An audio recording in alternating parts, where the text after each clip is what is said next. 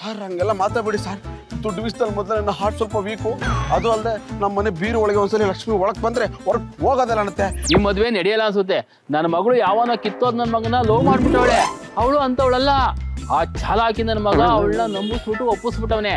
ಅದಕ್ಕೆ ಈ ಮದ್ವೆ ನಡೆಯಲ್ಲ ಅನ್ಸುತ್ತೆ. ಅಡ್ವಾನ್ಸ್ ವಾಪಸ್ ಕೊಡ್ತಾರೆ. ಅಯ್ಯೋ ದೇವ್ರೆ, ಯಾಕಪ್ಪ ಅನ್ನ ಕೊಟ್ಬಿಟ್ಟು ತಟ್ಟಿ ವಾಪಸ್ ಕಿತ್ಕೊಂತ ಇದೆಯಾ? ಮದುವೆಯಲ್ಲಿ ಚೌಟ್ರಿಯಲ್ಲಿ ಅನ್ನದಲ್ಲಿ ಎಲ್ಲರಲ್ಲೂ 1 ಲಕ್ಷ ಕೌರ್ಕೊಬೋಣ ಅನ್ಕೊಂಡಿದ್ದೆ. ಸರಿ ಏನಪ್ಪ ಯೋಚನೆ ಮಾಡ್ತಾ ಇದೀಯಾ? ಅಡ್ವಾನ್ಸ್ ಕೊಡಪ್ಪ, ಹೊರಟ್ಬಿಡ್ತೀನಿ. ಸರ್ ಈಗೇನು ನಿಮ್ಮ ಮಗಳನ್ನ ಒಪ್ಸಿ ಮದುವೆ ಆದ್ರೆ ನಿಮ್ಗೆ ಓಕೆನಾ? ಅಷ್ಟು ಮಾಡಪ್ಪ.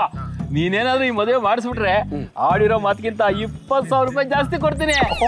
ಸರ್ ನೀವು ಇದೇ ಮಾತಿನಲ್ಲಿ ಸರ್, ನಾನು ಮಾಡಿಸ್ಕೊಡ್ತೀನಿ ಸರ್. ನೀವು ಆರಾಮಾಗಿ ಹೋಗ್ಬನ್ನಿ ಸರ್. ಅಂದಾಗೆ ನಿಮ್ಮ ಮಗಳು ಡೀಟೇಲ್ಸು ಫೋಟೋ ಎಲ್ಲ ಕಳಿಸ್ಕೊಡಿ. ಈ ಜವಾಬ್ದಾರಿ ನನಗೆ ಬಿಟ್ಬಿಡಿ, ನಾನು ಮಾಡಿಸ್ತೀನಿ. ಆಯ್ತಪ್ಪ, ಕಳಿಸ್ತೀನಿ. ಹೋಗ್ಬನ್ನಿ. ಏ ಇಷ್ಟೇ ತಾನೆ, ನಾನಂತ ಛಲಕ್ಕೆ ನಂಗೆ ಗೊತ್ತಿಲ್ಲ. ಅದನ್ನು ಮಾಡಿ ಅಕ್ಕ ಕುಡ್ಲಕ್ ಸ್ವಲ್ಪ ಹಾಲು ತೊಂಬರೇ. ತಂದೆ ಎಲ್ಲ ಮಗನೇ ಕುಡಿದು ನನಗೆ ಕೊಬ್ಬು ಜಾಸ್ತಿ ಬಿಡದೈತೆ. ಹಲೋ ಮೈದಾ, ನೋಡಿ ಇಂಪಾರ್ಟೆಂಟ್ ಕಾಲ್ಸ್ ಬರ್ತವೆ, ಹೋಗಿ ಚಾರ್ಜ್ ಹಾಕ್ಬಿಟ್ಪ.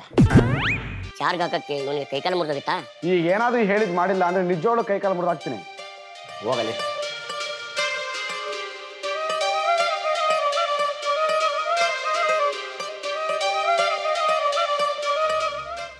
ಹಾಗೆ ಬಂದೆ ಮಾಮ. ಸ್ವಿಚ್ ನಿಮ್ಮ ಅಪ್ಪ ಆಗ್ತಾನ? ನಿಮ್ಮ ಅಪ್ಪನೇ ಹಾಕ್ಲಿ ಬಿಡು ಮಾಮ. ಮಾತಲ್ಲಿ ಕ್ಲಾರಿಟಿ ಇರ್ಬೇಕು. ನೀ ಚಾರ್ಜ್ ಹಾಕಂದೆ, ಸ್ವಿಚ್ ಹಾಕಂದ. ಪಂಚು ಈಗ ಚಾರ್ಜ್ ಹಾಕ್ಲ ಸ್ವಿಚ್ ಹಾಕ್ಲು ಮತ್ತೊಂದು ಪಂಚು ನನ್ನ ಮಗನೆ. ಸರಿ ಹೋಗ್ಬಿಟ್ಟು ನೀರು ತಗೋ ಎದ್ದೋಗಲೇ. ಯಾಕ ಇವತ್ತು ಮಾಮನ ಗ್ರಾಚಾರನೇ ಚಲೋ ಇಲ್ಲ. ಅಕ್ಕ ಮಾಮ ಕುಡ್ಲಕ್ ನೀರನ್ನು ಕೊಡು. ತಗೊಂಡು ಹೋಗು. ಮಾಮ ನೀರು ಇಟ್ಕ. ನಾನ್ ಕೇಳಿದ್ದು ಬಿಸಿನೀರು, ಮುಚ್ಕೊಂಡ್ ತಾಬಾರ. ಅಕ್ಕ ಮಾಮ ಬಿಸಿ ಬಿಸಿ ನೀರು ಕೊಡು ಅಂತ.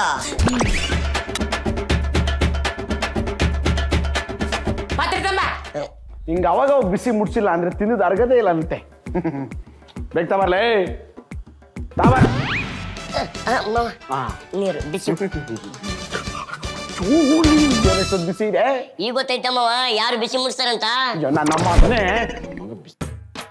ಅಕ್ಕ ಇಂಥ ಕಂಜೂಸ್ ಹೆಂಗಕ್ಕ ಮದುವೆ ಅದೇ?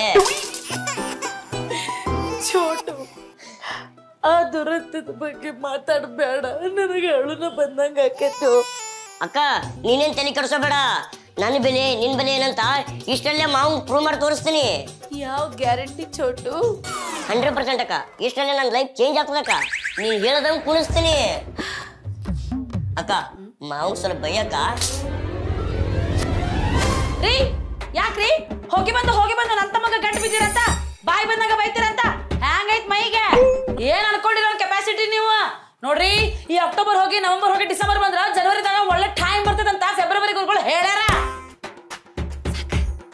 ಅವನಿಗೆ ರಾಜಯೋಗ ಬಂದಿದೆಲ್ಲ ಗೊತ್ತಿಲ್ಲ, ನನಗಂತೂ ಭರ್ಜರಿಯಾಗಿ ಬಂದೈತೆ. ಅದ್ರ ಮೇಲೆ ಕಾನ್ಸಂಟ್ರೇಷನ್ ಮಾಡೋಣ. ಬಾಯ್.